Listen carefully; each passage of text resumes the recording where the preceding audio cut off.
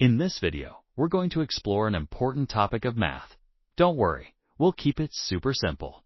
You'll learn what a matrix is, how to find the order of a matrix, different types of matrices, like square and rectangle matrices, row and column matrices, scalar, identity, and null matrices, and what it means for two matrices to be equal. Ready to level up your math game?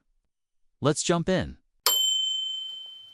First, let's discuss the definition of matrices. Matrices are a rectangular array of numbers that are enclosed by a pair of brackets.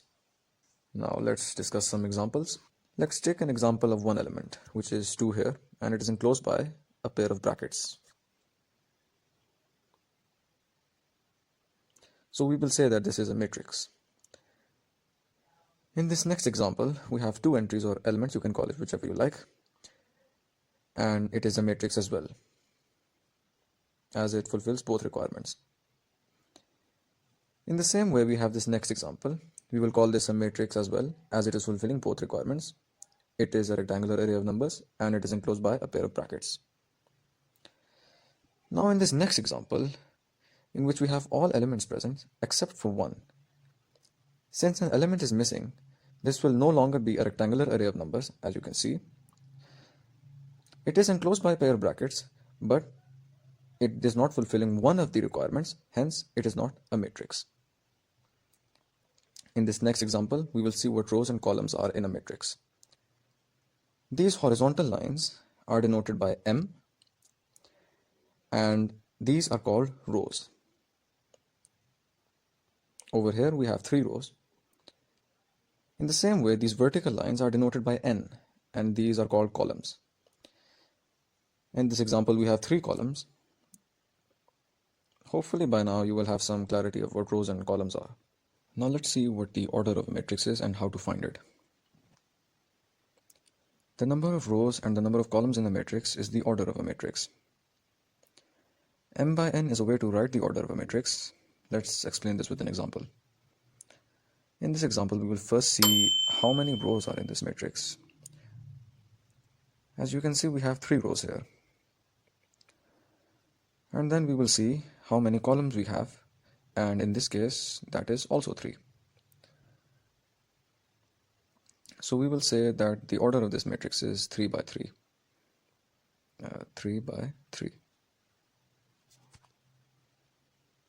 Now we will discuss the types of matrices. Now always remember that rectangular and square matrices are opposites of each other. Like, let's take a look at the rectangular matrix. In the rectangular matrix, the number of rows and the number of columns are not equal. In other words, M is not equal to N.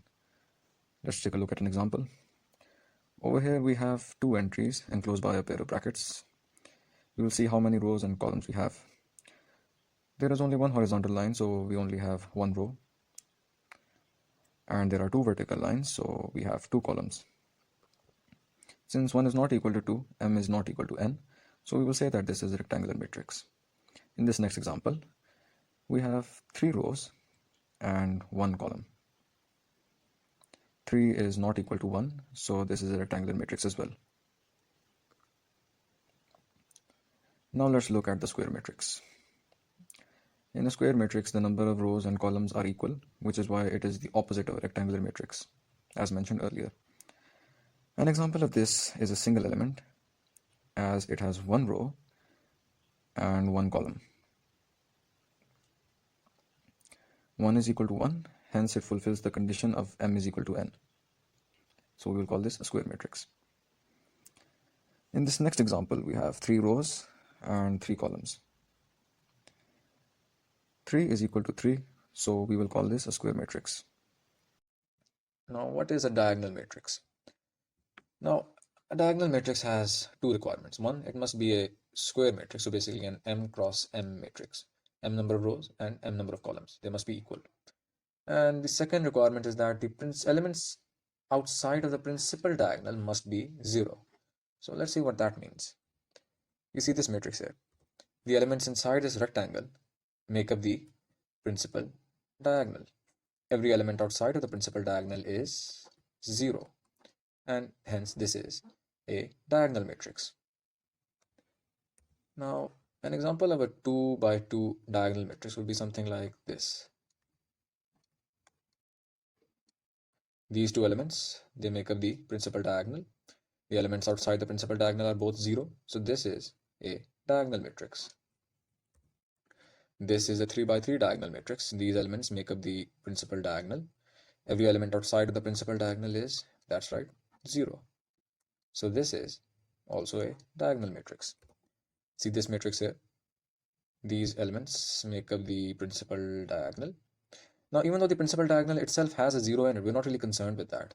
The principal diagonal can have whatever elements it wants. It can have zeros, non-zeros, non-digits even. But every element outside of the principal diagonal must be 0. And hence this is also a it is also a diagonal matrix. Now, what is a scalar matrix? A scalar matrix is basically a type of diagonal matrix, so that is the first requirement. It is a diagonal matrix, and every element inside of the principal diagonal, so the diagonal elements, must be equal or same. So this something like this here. This is the principal diagonal. Every element outside the principal diagonal is 0, so this is a diagonal matrix of 1. And the elements inside the principal diagonal are both equal to A. So this is a scalar matrix. See this here? The elements outside the principal diagonal are both 0, and the elements inside the principal diagonal are equal, and they're equal to 2. So this is also a scalar matrix. Over here, the elements inside the principal diagonal are equal to 5, and every element outside the principal diagonal is 0. So this is also a scalar matrix. Now, an identity matrix is a type of scalar matrix in which the diagonal elements are equal to 1. So a 2 by 2 identity matrix will look something like this.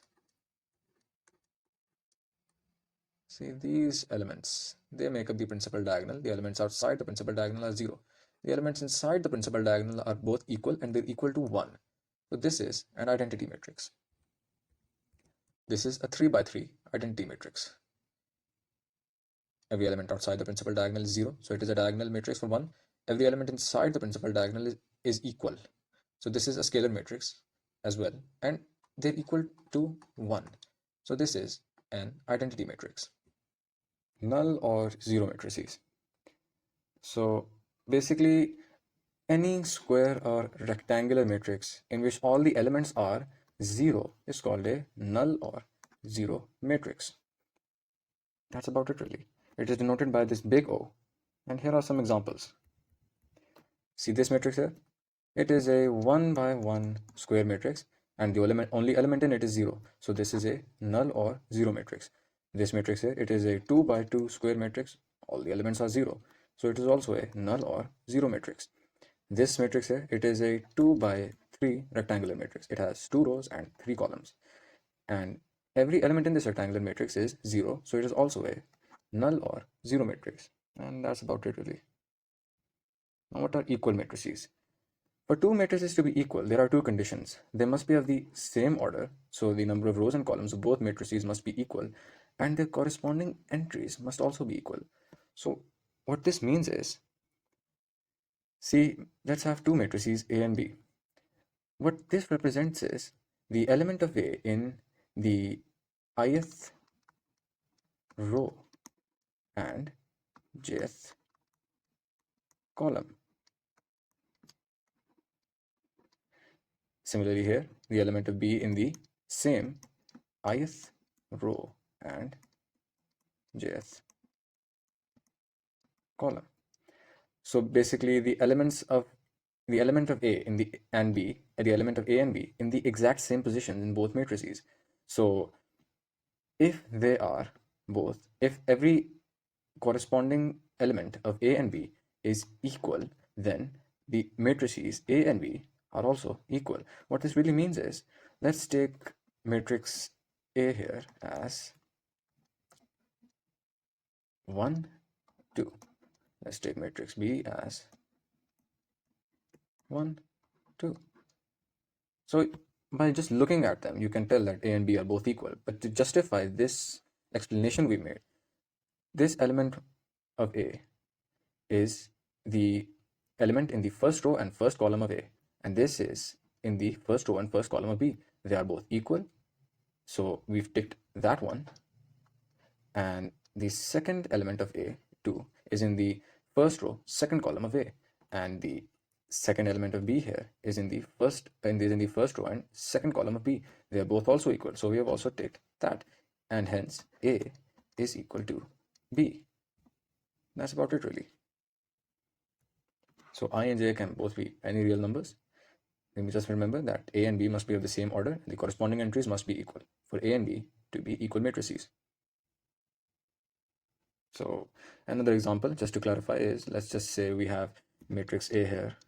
It is 1, 2, 3, and 4. Matrix B, 1, 2, 3, and 4.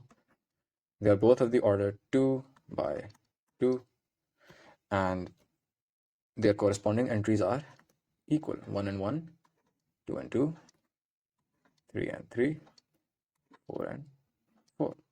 So A is equal to B. Let's wrap up what we've learned today. We started by understanding what a matrix is, simply an arrangement of numbers in rows and columns. Then we explored the order of a matrix, which tells us its size using rows and columns. We also discovered different types of matrices: square and rectangular matrices based on their shape, row and column matrices when there's only one row or column. Then came the special ones: scalar matrices, where diagonal values are all the same; identity matrices, which behave like the number 1 in multiplication; null matrices, made entirely of zeros; and equal matrices, which are exactly alike in every element. If you found this helpful, don't forget to like the video, subscribe to the channel, and explore our other videos for more easy-to-understand math lessons. See you there.